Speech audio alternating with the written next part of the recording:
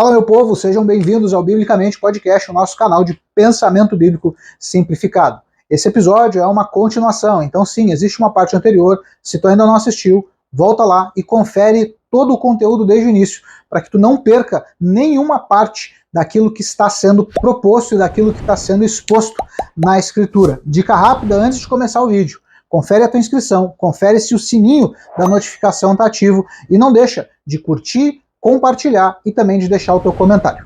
Deus abençoe vocês. E agora, no terceiro e último bloco do que a gente se propôs a ler, a gente vai ler a partir do verso 9. Então, a primeira fala de Nicodemos foi elogiar Jesus. Jesus não aceita que ele elogie, é cirúrgico. Quem não nascer de novo não pode ver o reino de Deus. Nicodemos tenta ser engraçado e ele diz: como que pode um homem velho voltar ao ventre da mãe e nascer de novo? Não dá, é impossível, não é disso que Jesus está falando. Jesus diz que quem não nascer da água e do Espírito, da palavra e da ação do convencimento do Espírito, não pode participar ou entrar no reino de Deus. Não é voltar para a barriga da mãe e nascer de novo. Por quê? O que é carne, o que é espírito. E aí, a partir do verso 9, Nicodemos, agora já desarmado, agora já sem bajulação, agora já sem tentar fazer piada, eu imagino um cara completamente rendido em seus argumentos, completamente devastado em suas opiniões. Ele faz uma pergunta, quem sabe a única pergunta sincera que ele fez, ou a única palavra sincera que ele fez até agora. No verso 9, diz o seguinte: replicou-lhe Nicodemos: como pode acontecer isso? Eu bajulei, não deu certo. Eu tentei ser engraçado, não deu certo. Como pode acontecer isso? Como é possível nascer da água e do Espírito? Como é possível que alguém seja transformado por Deus, sem saber de onde veio e nem para onde vai, sem saber como aconteceu, mas de repente nasceu de novo em algum ponto da caminhada? E a caminhada que a gente está fazendo é longa. A gente já falou sobre fé, a gente já falou sobre arrependimento, a gente falou sobre a doutrina do pecado original, a gente já fundamentou todas essas coisas só aqui nessa série sobre o Evangelho, isso sem levar em conta tudo o que a gente já fundamentou no podcast, desde lá da primeira série sobre Cristologia. Tudo isso já está fundamentado. Nicodemos está completamente desarmado diante de Jesus e ele diz: como que isso pode acontecer? Como que alguém pode nascer de novo? E Jesus ele não responde de primeira. Jesus é demais, esse texto é demais. Jesus não responde de primeira. Vamos ler o texto, verso 10. Explicou-lhe Jesus: tu és mestre em Israel e não compreendes essas verdades? Em verdade te asseguro que nós dizemos do que conhecemos e testemunhamos do que temos ouvido ou do que temos visto.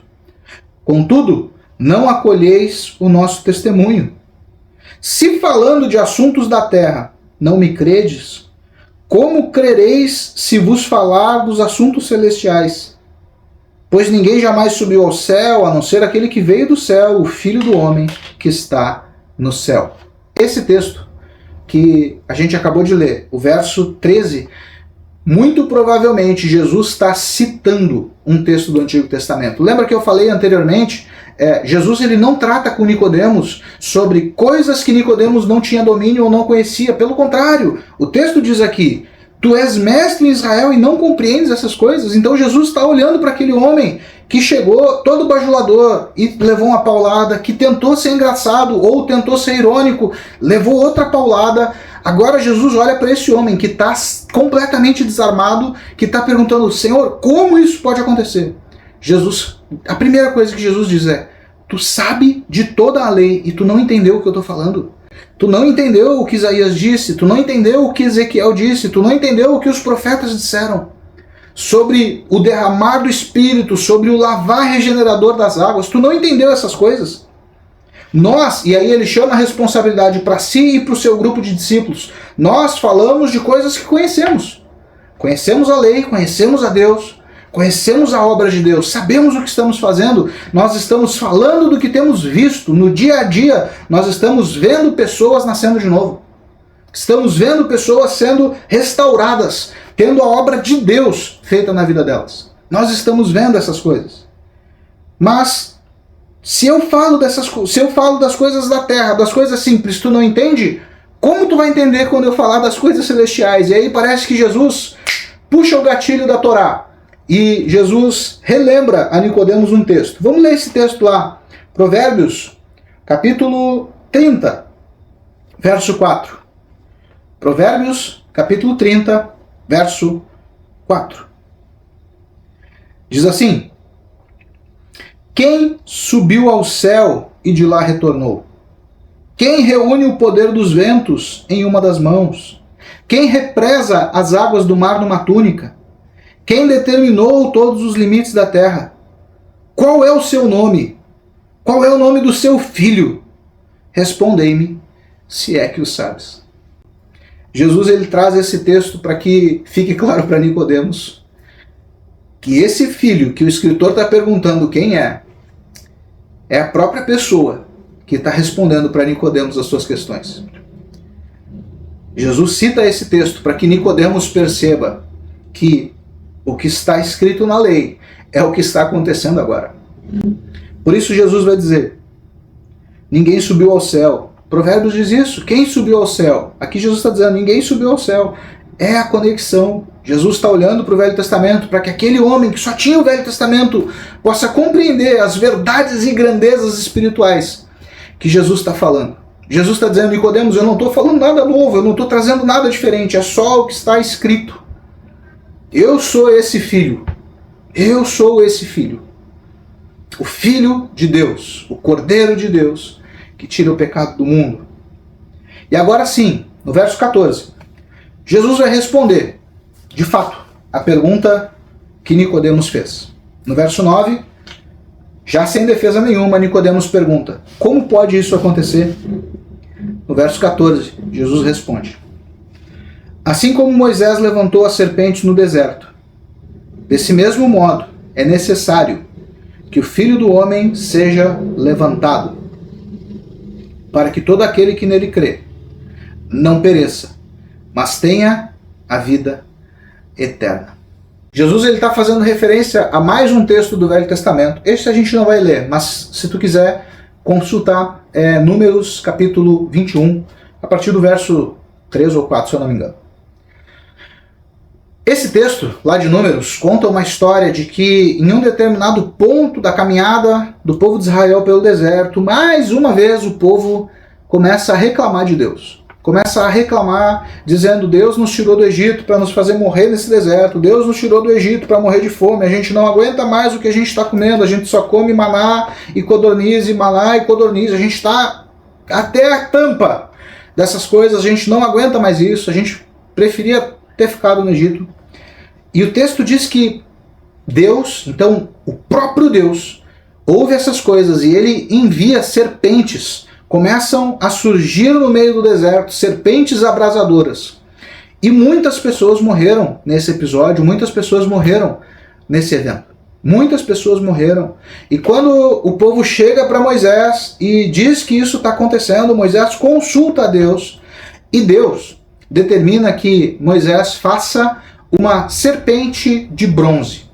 E Deus diz o seguinte: Moisés, produza uma serpente, uma estátua de uma serpente de bronze, coloque essa serpente sobre um poste alto, e toda vez que algum israelita for picado por uma das serpentes abrasadoras do deserto, se ele olhar para aquele poste que vai estar num lugar alto, se ele olhar para aquela serpente de bronze, ele vai ser salvo, ele não vai morrer. Agora, se ele for picado e mesmo assim não quiser olhar para aquela serpente, ele vai morrer, não vai ter o que fazer. Quando a gente lê esse texto parece estranho, parece que Deus está mandando o povo idolatrar aquela serpente, mas não é isso que está acontecendo. Não se trata de idolatria, Deus não estava mandando as pessoas cultuarem aquela serpente. O que Deus está exigindo é que as pessoas olhassem para aquela serpente no momento que elas fossem picadas. e toda pessoa que olhasse seria salva, não morreria. O escritor aos Hebreus, ele falando sobre o Velho Testamento, ele vai dizer que o Velho Testamento é como uma sombra, irmão. É como uma sombra. Eram coisas que a gente olhava, mas não tinha noção certa da profundidade, da espessura, do tamanho, porque se tratava de uma sombra. É Jesus quem vai trazer a clareza sobre o significado daquele texto. Então, aquela serpente erguida, talvez no topo de um monte, ou sei lá do que, ela é um símbolo, ela é uma sombra, ela é um sinal daquilo que deveria acontecer no futuro com o próprio Cristo. Ele também seria levantado, ele também seria posto num poste, e todo aquele que olhar para ele será salvo. Zeca, a gente tem que cultuar imagem de serpente? Não, cara, com certeza não.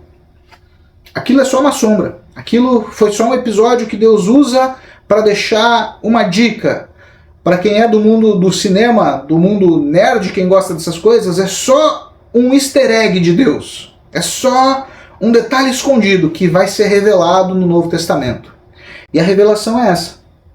Assim como Moisés levantou a serpente no deserto, desse mesmo modo é necessário que o Filho do Homem seja levantado. Jesus está falando, comunicando a Nicodemos a sua morte na cruz. Ele seria levantado, posto em um madeiro, em um poste, assim como aquela serpente. Verso 15.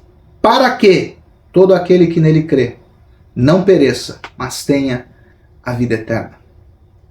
Nicodemos pergunta: como pode isso acontecer? Como pode Deus fazer uma pessoa nascer de novo? E a resposta de Jesus é essa: todo aquele que olhar para mim, todo aquele que olhar para mim será salvo. E quando Jesus fala sobre olhar para ele, irmão, ele não está falando meramente de conhecer o Jesus histórico. Ele não está falando meramente de tu ler os evangelhos e legal. Não. Ele está falando de tu olhar para ele e reconhecer nele o sacrifício perfeito, a obra perfeita, a conclusão perfeita de Deus para o arco da queda, para o arco do pecado. É Cristo na cruz. Lembra?